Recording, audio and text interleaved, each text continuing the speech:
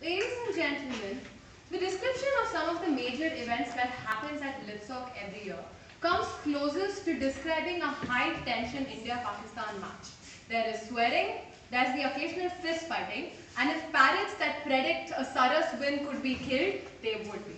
But all jokes apart, ladies and gentlemen, LitSoc contributes productively to the growth of us as students, to the growth of us as individuals that blend in with the environment that we're being put into.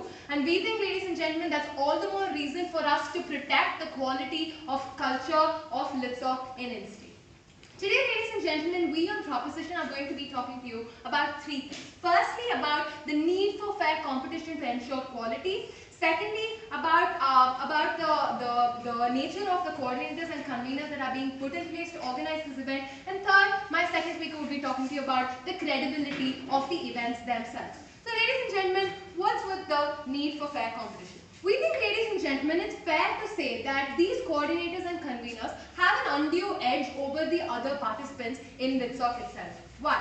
Two reasons. Firstly, they have exclusive realm of choices that they exercise in terms of choosing time limits, in terms of choosing judges, in terms of choosing simple even dates for the event, right? We think that in some cases it happens to be, they claim that it's coincidental, but sometimes if we let these chords be involved, we believe that there is an extent of bias that creeps into the system, and we think wherever we can mitigate the avoidable bias, we should.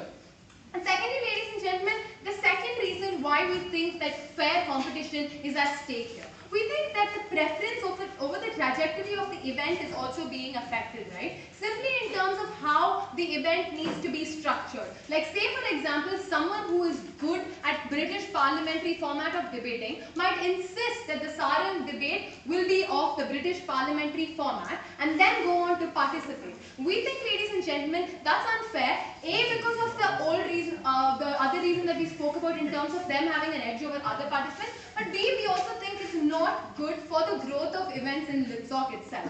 And that's why, ladies and gentlemen, we think that LitSoc needs to be placed under legitimate limitations, right? And what do these limitations do for us? Three things. Firstly, they incentivize talent. They make the whole process a whole lot more inclusive. People come in because they know their talent is going to be recognized irrespective of whether they've been involved in the administrative part of the event, right? Secondly, we think, ladies and gentlemen, that the whole idea of a cult for a particular event is removed. The people who now come to debate will not be the people who have already expressed an interest in organizing debates in Insti before. It will be about expanding the club culture to include more people that are interested in the event itself. And thirdly, ladies and gentlemen, we believe that there will be a neutrality of opinions in terms of how these events are being shaped in the first place, which leaves us with good quality events. Yes, Judith.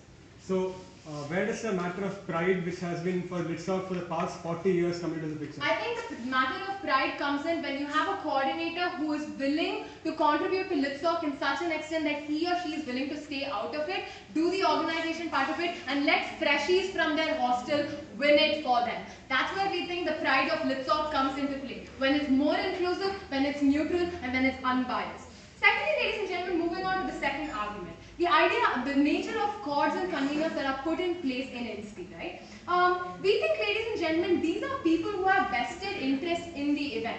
So this might be because they might be good at it. This might be because it might be a particularly fancy coordinator position to hold, kind of the way Spons Creative is. Alright, so we think, ladies and gentlemen, that this affects LitSoc quality on two levels.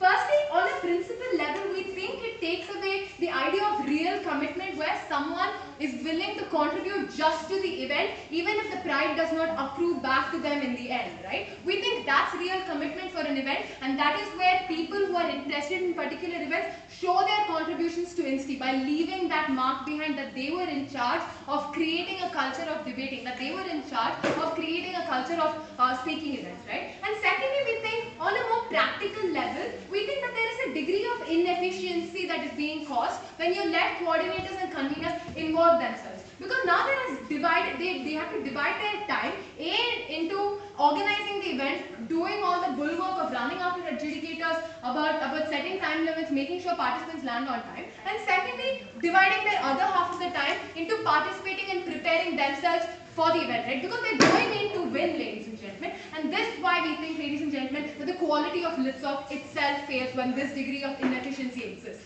Therefore, ladies and gentlemen, if you believe that the LitSoc culture needs to be protected, and if you believe that the nature and the position of cause and conveners needs to be respected, go with Sharavathi.